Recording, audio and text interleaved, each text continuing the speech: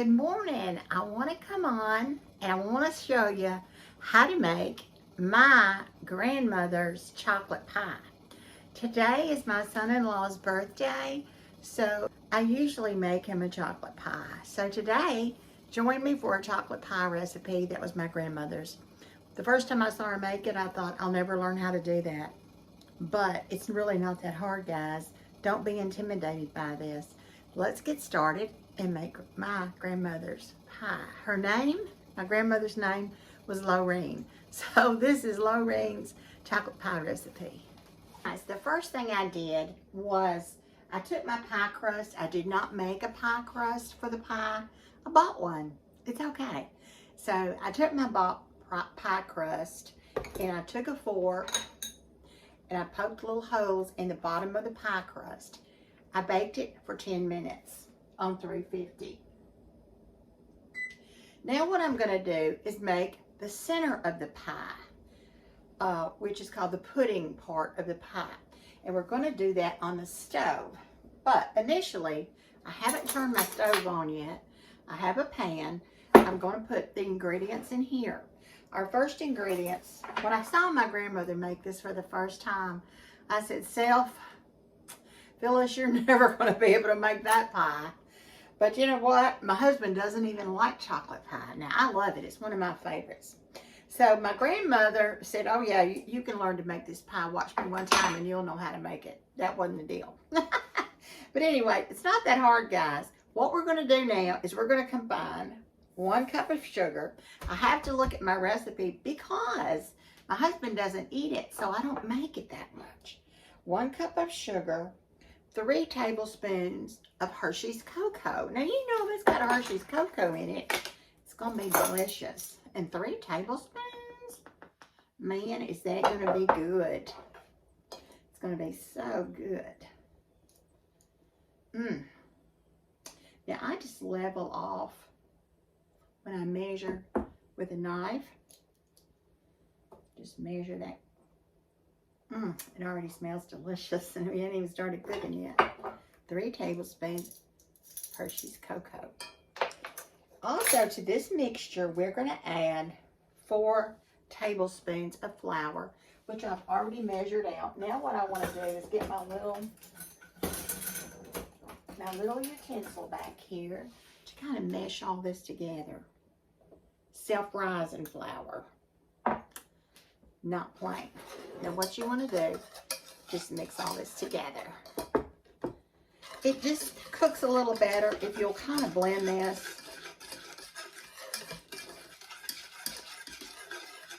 Now to this mixture, this powdered mixture, we're going to add 1 3/4 cup of milk. I'm going to step away and get my milk. I have some news that I want to tell you guys at the end of the video. It is some news about me, and I do want to tell you guys because you're my friends, you're my followers, and I want to tell you. I want to talk to you about it. So at the end of the video, I'll be talking to you about it. I said 1 3/4 cup. All right, let me get on the side that shows me the right measurements. 1 3/4 cup.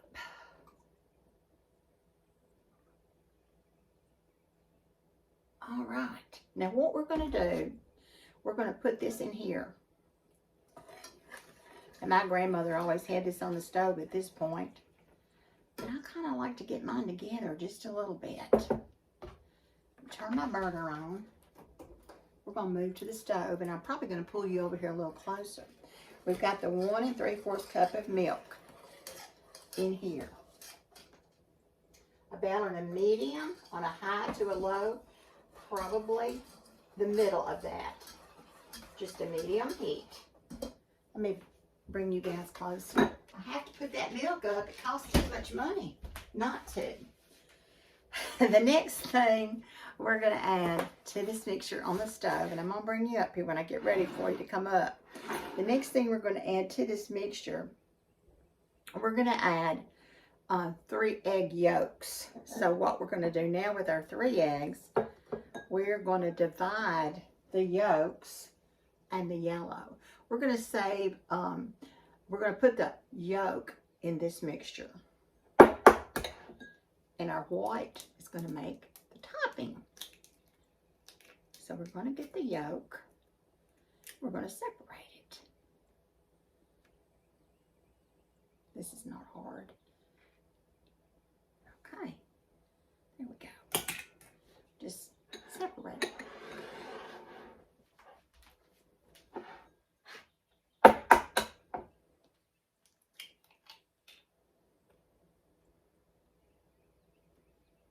Now all we're going to do with our whites is we're just going to beat those and make a topping, a meringue topping. You don't have to make meringue if you don't want to.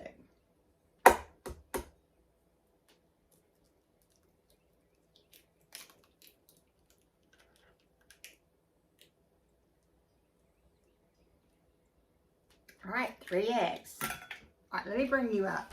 Okay, guys, let me turn you down just a little where you can see. You see what I'm doing? I'm cooking. I'm stirring this, not letting it stick. It's cooking. I've got my 3 egg yolks. And so I'm going to take these and I'm just going to beat them.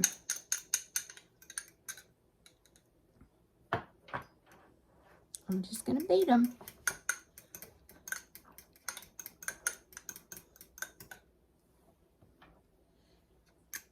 Until I get them mixed up really well. Just whip them up.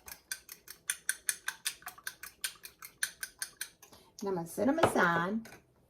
And when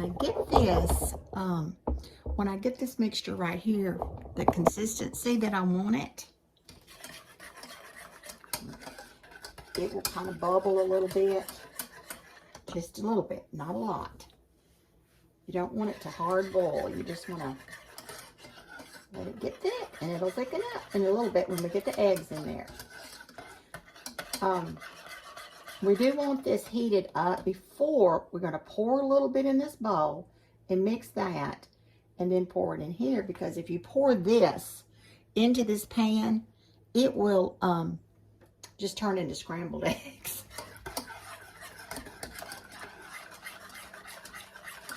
All right, that's heated up enough. I'm going to pour some in here.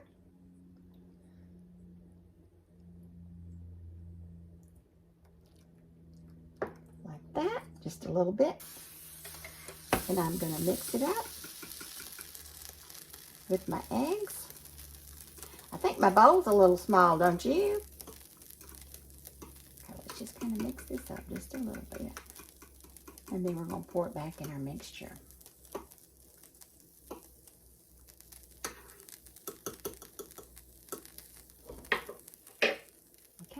With this into this.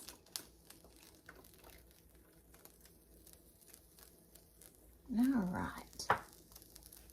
Now that we've got this done, we're going to turn our heat up just a little bit.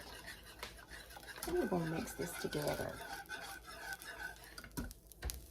Now this will take about 7 or 8 minutes for this to get into a pudding consistency. If it does not, you can add 3 tablespoons of cornstarch to it.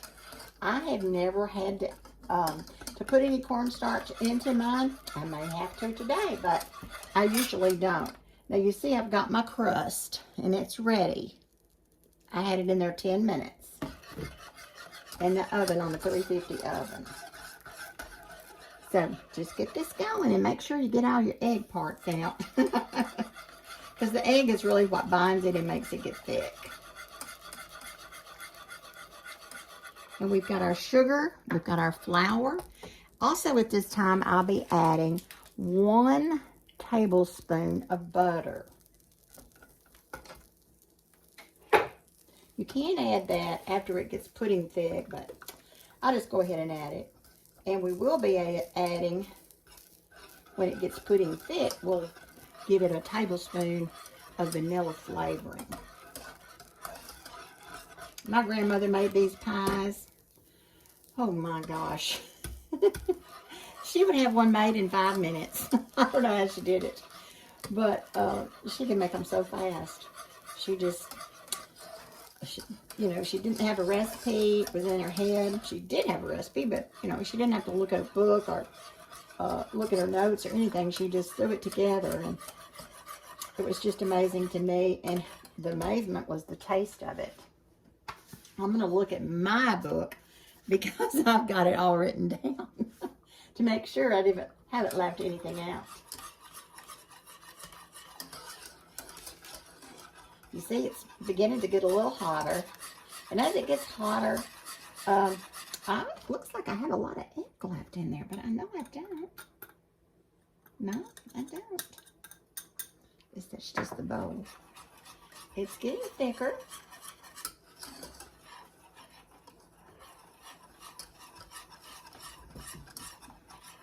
The recipe will be in the description box below. Guys, I'm not going to hold you on the camera for the entire process of this. You get what I'm doing. You're stirring this to keep this from sticking to the bottom of the pan.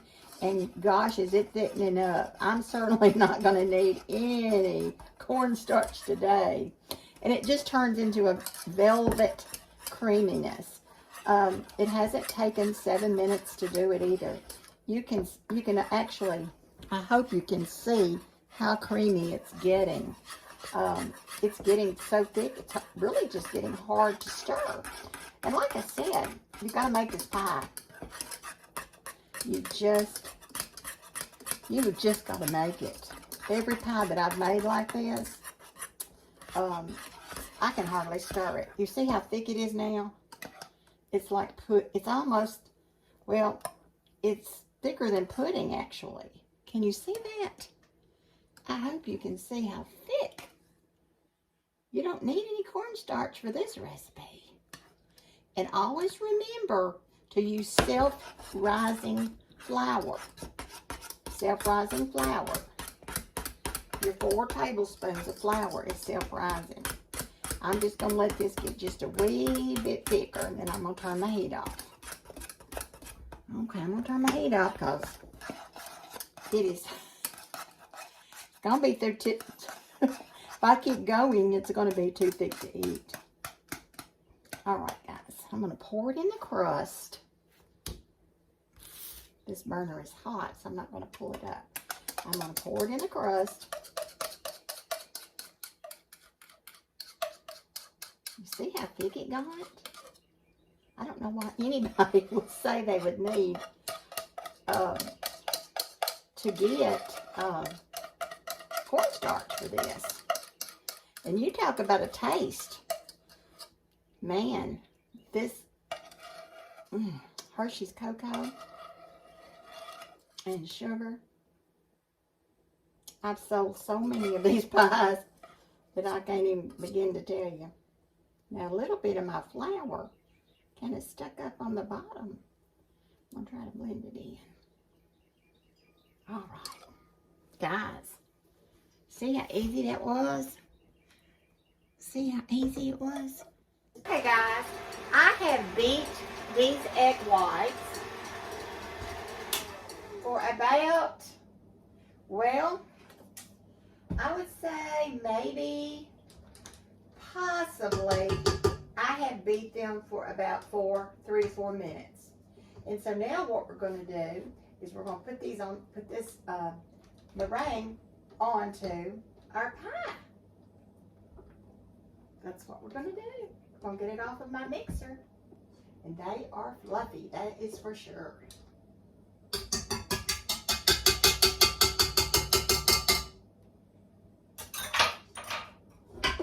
All right, let's get it on the pie. Wow.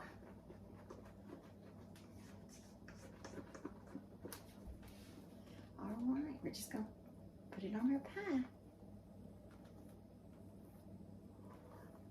Now these are just, now you can add more than 3 egg whites if you want more to get it really high and tall. A lot of people have a really tall, big pie that they make. You can do it any way you want to. As many egg whites as you'd like. And what I do at the end right here is I just make them a little fluffy. Have a little, my grandmother used to do it with the back of a spoon. I'll show you how she did it to make some little peaks, because we're going to put this in the oven and just toast this meringue. I sure have enjoyed y'all coming along with me today for Lorene's chocolate pie. It's one of my favorites. I mean, gosh, I wish you could have had my grandmother. You wouldn't have believed how sweet she was. I can't even begin to tell you how precious Lorene was. All right, let me kind of smooth it down, and I'll show you, what Lorene did. She took the back of a spoon, and she was a lot faster than I am.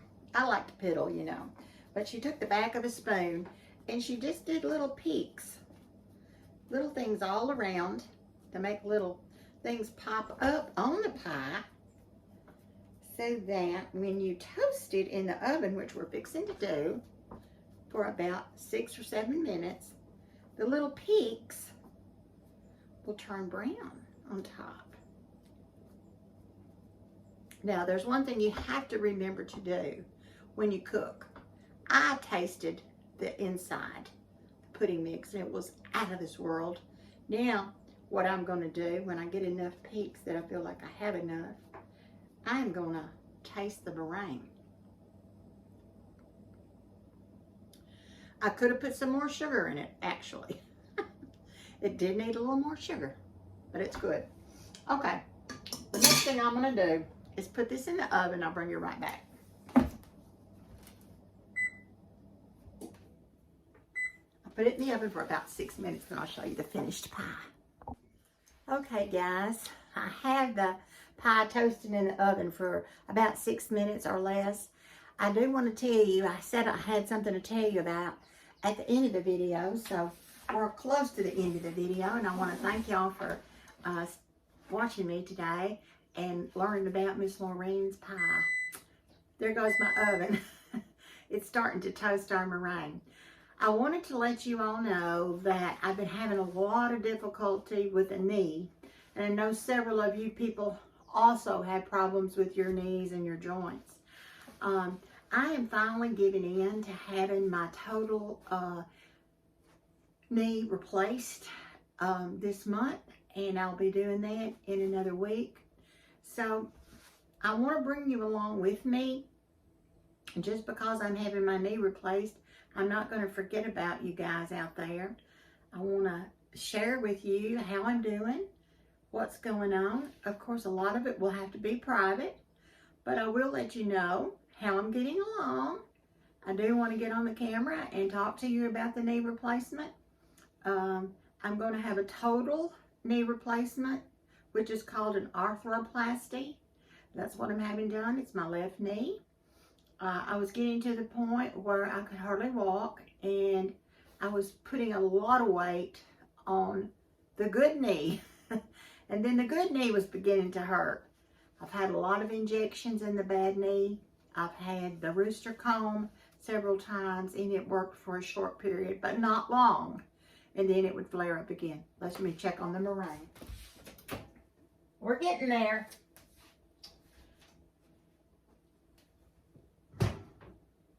Oh, we're almost there.